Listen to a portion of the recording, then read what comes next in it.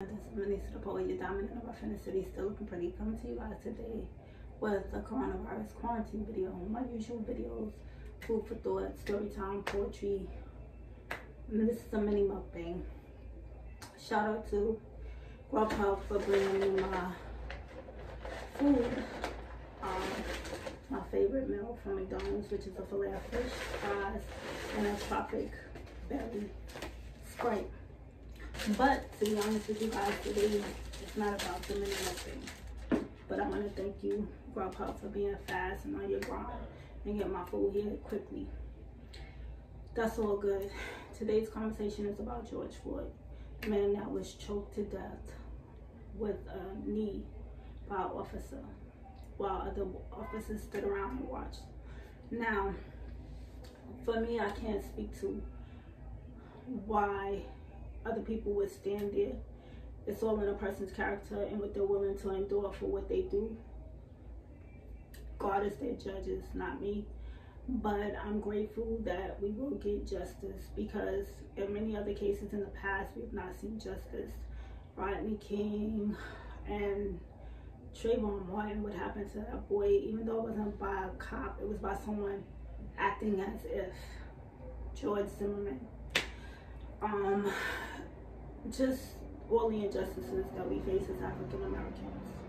But today, my story time and mini mukbang will be based on an experience I had last year with my daughter.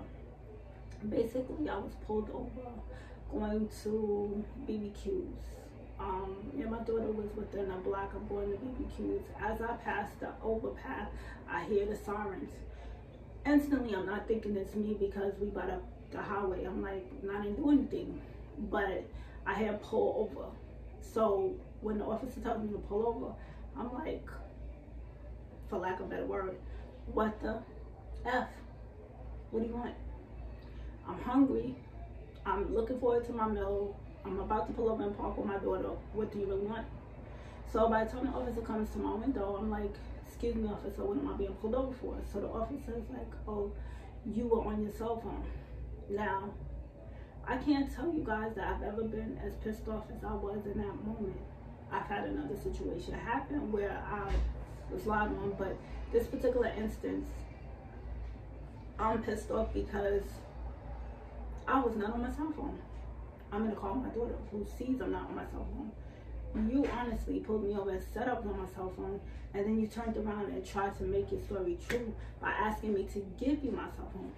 Now, why would I give you my cell phone or show you my cell phone when at the end of the day, I basically know you don't know how it looks. So if you have to describe it in court, I know that at the end of the day, you're not going to be able to. So I said, no, I'm not going to give you my cell phone because you saw me on my cell phone, so you should know what it looks like. Now I'm getting really infuriated.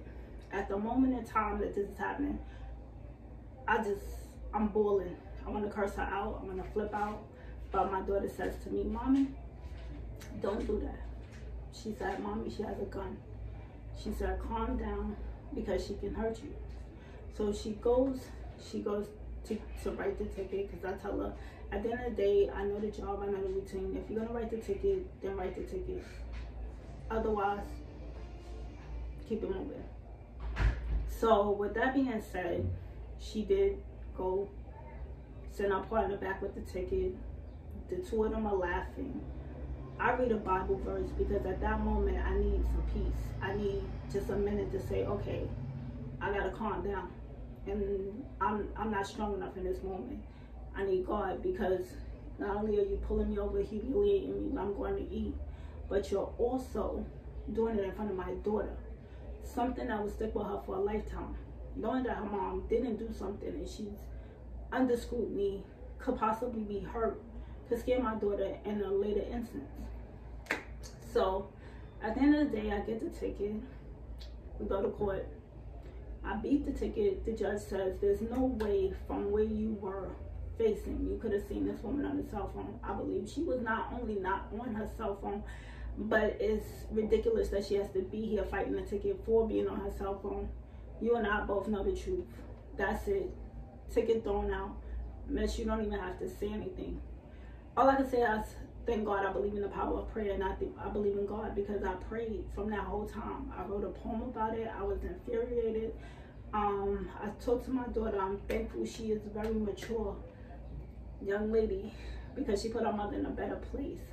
But it honestly put me in a mindset to realize that if that happened to me, what must all the guys that said they did things, that they didn't do things, that had things placed on them or planted on them, how must they have felt? You know, for once I was in their shoes as a woman, and I could have had something severely done to me. But to be honest with you guys, in later videos, well, earlier videos, I've said I give shout out to all the essential workers, police included, and I say that because I was recently put under scrutiny for making those remarks by a person I know. And I'm like, at the end of the day, there's good and bad in all jobs. I'm not about to stay here and chop down everybody who does that job, because there are people who could be out here doing worse and doing things to harm people personally, but they are doing their job. Their mothers, their fathers, and they have families too. And for me to put everybody under the gun for what a few people do, that's not how I move. I am an individual. I think as an individual. Yes, these are my people. Yes, I'm hurt. Yes, I've been personally touched by situations. Yes, I've seen situations growing up all the way. And yes, it pisses me off. I have a black son. I have a son that's a young black male.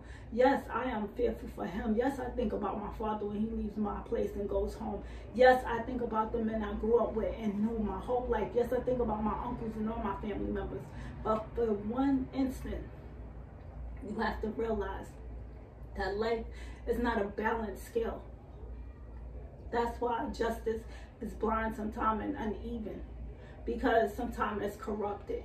Sometimes it's money. Sometimes it's people. But no matter what happens, hold on to your faith. Be strong. Protest peacefully. Continue to do what you do, because Martin Luther King and all the others that paved the ways for us, like Rosa Parks, they had to protest. So if you're going to do it, guys, be safe. I'm Anissa the poet, your dominant above in the city.